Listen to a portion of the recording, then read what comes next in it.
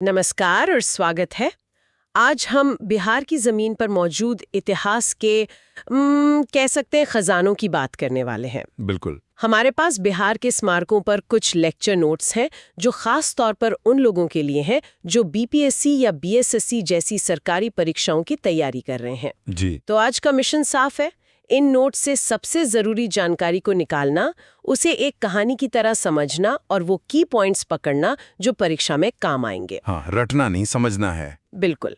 तो चलिए सीधे मुद्दे पर आते हैं। बिहार की मिट्टी में ऐसा क्या है कि यहाँ मौर्य, गुप्त से लेकर मुगल और अफगान तक हर बड़े साम्राज्य ने अपनी वास्तुकला की निशानी छोड़ी? ये सवाल ही आज की पूरी चर्चा का सार है। देखिए, बिहार की वास्तुकला सिर्फ इमारतों की एक लिस्ट नहीं है। ये असल में भारत के इतिहास का एक नक्शा है। ये स्मारक सिर्फ पत्थर की इमारतें नहीं थे।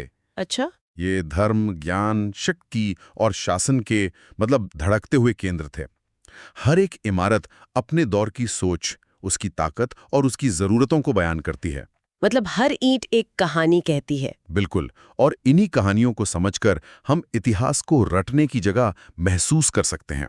तो चलिए कहानी की शुरुआत उन इमारतों से करते हैं जिन्हें आज पूरी दुनिया पहचानती है। UNESCO sites. हाँ, यूनेस्को की विश्व धरोहर सूची में शामिल बिहार के 2 नायाब हीरे। और इसमें पहला नाम है महाबोधि मंदिर, बोधगया। जी। जब भी मैं जगह के बारे में सोचती हूँ तो सिर्फ एक भव्य मंदिर नहीं, बल्कि वो पेड़ नजर आता है जिसके नीचे बैठकर एक राजकुमार बुद्ध बन गया। वही बोधि वृक्ष। हाँ, ये दुनिया भर के करोड़ों बौद्धों के लिए एक मक्का की तरह है। बिल्कुल। और यहीं पर आप देखिए, यूनेस्को का एंगल दिलचस्प हो जाता है। वो कैसे? यूनेस्को किसी जगह को सिर्फ इसलिए नहीं चुनता कि वो सुंदर है, बल्कि उसके आउटस्टैंडिंग यूनिवर्सल वैल्यू यानी सार्वभौमिक महत्व की वजह से चुनता है। अच्छा, सार्वभौमिक महत्व। हाँ। महाबोधि मंदिर का महत्व सिर्फ बौद्ध धर्म तक सीमित नहीं है। ये पूरी इंसानियत के लिए शांति और ज्ञान की खोज का प्रतीक है। ये उस एक पल की याद दिलाता है जिसने दुनिया की सोच पर गहरा असर डाला। और इसका आर्किटेक्चर के लिहाज से भी ये बहुत खास है। जो मंदिर आज हम देखते हैं वो एक बार में नहीं बना। इसकी नींव अशोक ने रखी, फिर गुप्तकाल में इसका स्वरूप निखरा और सदियों तक इसमें काम होता रहा। ये एक जीती जागती टाइमलाइन है। मतलब ये एक ही इमारत में कई सदियों का इतिहास छिपा है। ये सोचना ही कितना कमाल है ना। जी। परीक्षा के लिए तैयारी करने वालों को ये कनेक्शन याद रखना चाहिए। महाबोधि मंदिर, बोधगया, फिर यूनेस्को साइट और भगवान बुद्ध का ज्ञानोदय स्थल। ये 4 पॉइंट्स का एक सीधा लिंक है। एग्जैक्टली। तो ये तो हुई अध्यात्म की बात। लेकिन बिहार की धरती ने सिर्फ स्पिरिचुअल एनलाइटनमेंट ही नहीं, बल्कि इंटेलेक्चुअल एनलाइटनमेंट का भी रास्ता दुनिया को दिखाया। बिल्कुल। और जब ज्ञान की बात आती है तो एक ही नाम जहन में गूंजता है, नालंदा महाविहार के खंडहर। नालंदा वो सिर्फ एक यूनिवर्सिटी नहीं थी। नहीं, उसे आज की भाषा में दुनिया की पहली ग्लोबल यूनिवर्सिटी कह सकते हैं, जहां रहना, खाना, पढ़ना सब एक ही कैंपस में होता था। एक तरह का रेजिडेंशियल यूनिवर्सिटी। हाँ, उस दौर का हार्वर्ड या ऑक्सफोर्ड था वो। यहाँ सिर्फ धर्म की पढ़ाई नहीं होती थी, तर्कशास्त्र, चिकित्सा, गणित, खगोल विज्ञान जैसे विषय भी पढ़ाए जाते थे। चीनी यात्री ह्वेनसांग ने 7वीं सदी में यहाँ सालों गुजारे और अपनी किताबों में यहाँ के बारे में बहुत विस्तार से लिखा। ह्वेनसांग का जिक्र आया तो मुझे वो कहानी याद आ गई। उन्होंने लिखा था कि यहाँ एडमिशन के लिए एंट्रेंस एग्जाम होता था। हाँ, एक बहुत कठिन परीक्षा। और 10 में से सिर्फ 2 या 3 लोग ही उसे पास कर पाते थे। मतलब उस जमाने में भी इतना कंपटीशन। बिल्कुल। और आप लाइब्रेरी की कल्पना कीजिए। नालंदा की लाइब्रेरी का नाम धर्मगंज था और इसमें 3 बड़ी इमारतें थीं, रत्नोदधि, रत्नसागर और रत्नरंजक। 3 इमारतें सिर्फ लाइब्रेरी के लिए? हाँ, कहते हैं कि जब बख्तियार खिलजी के आक्रमण में इसे जलाया गया तो इसमें इतनी किताबें थीं कि ये 3 महीने तक जलती रहीं। 3 महीने? ये तो अविश्वसनीय है।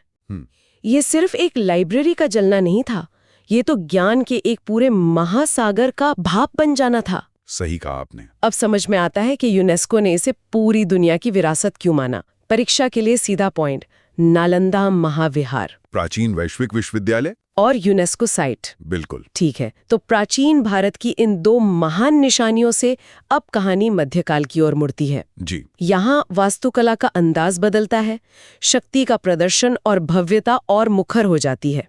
और इसका सबसे बड़ा उदाहरण है सासाराम में शेर शाह सूरी का मकबरा। हाँ, और ये मकबरा अपने आप में एक स्टेटमेंट है। स्टेटमेंट। बिल्कुल, ये दिल्ली के लोधी मकबरों की शैली से प्रेरित है, लेकिन शेर शाह ने इसे एक अलग ही लेवल पर पहुंचा दिया। वो कैसे? उन्होंने इसे एक विशाल कृत्रिम झील के बीचों बीच बनवाया। सोचिए, उस जमाने में बिना आधुनिक मशीनरी के पानी के बीच इतनी बड़ी और भारी संरचना खड़ी करना इंजीनियरिंग का कमाल रहा होगा। क्या कमाल रहा होगा। ये सिर्फ एक मकबरा नहीं, बल्कि उनकी ताकत और दूरदर्शिता का ऐलान था।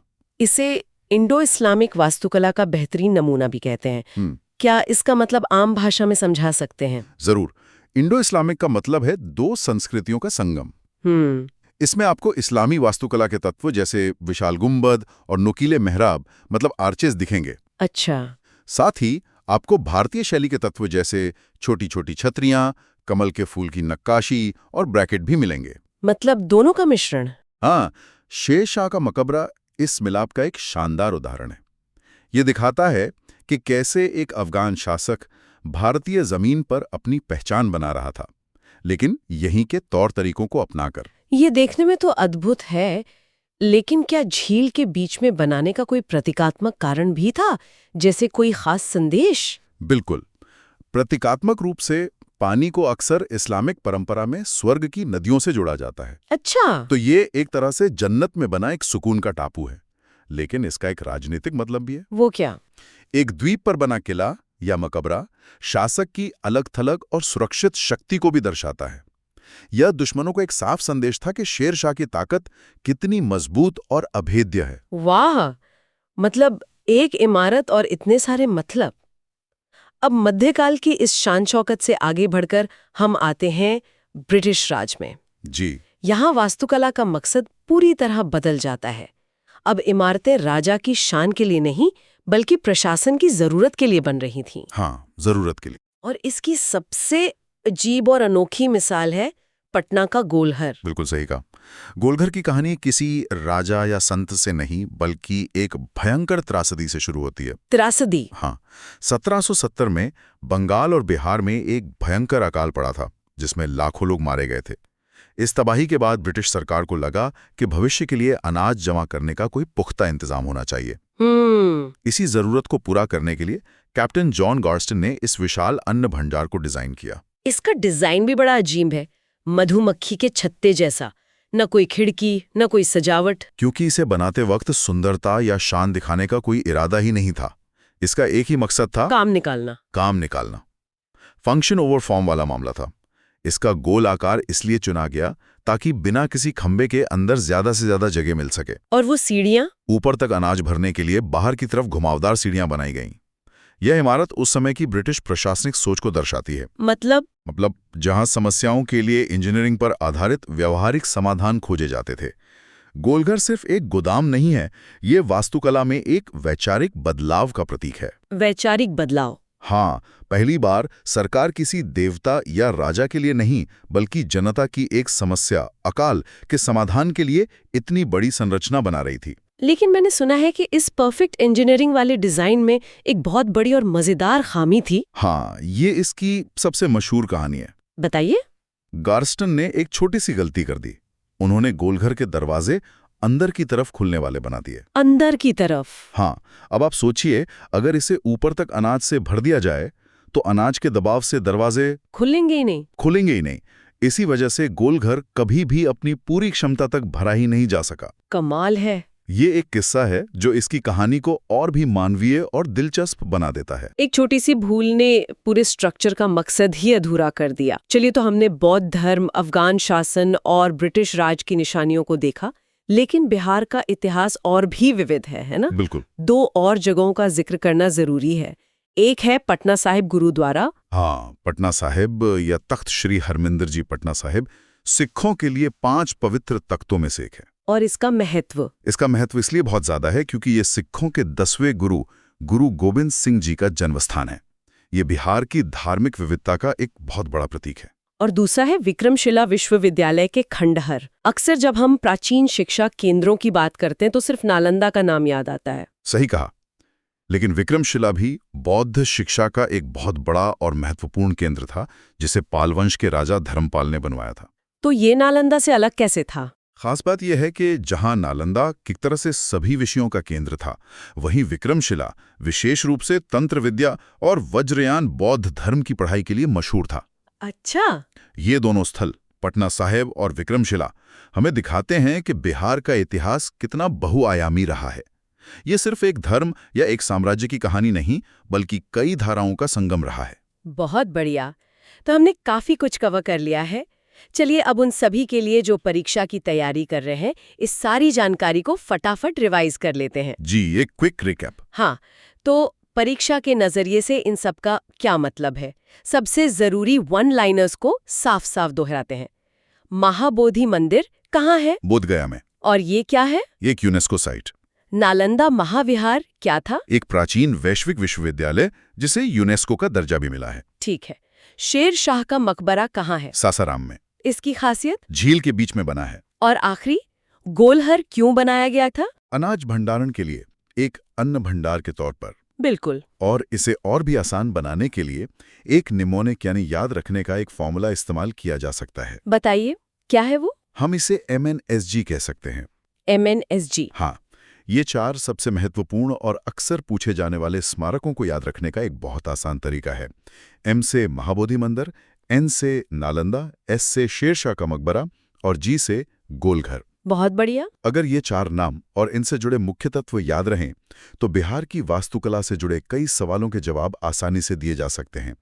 MNSG, ये सच में काफी आसान है। तो आज की चर्चा का सारांश यही है कि हमने बिहार के गौरवशाली इतिहास का एक छोटा सा सफर तय किया। जी। हमने यूनेस्को स्थलों की वैश्विक पहचान से लेकर अफगान शासकों की शान और ब्रिटिश राज की जरूरत से बनी इमारतों तक को देखा।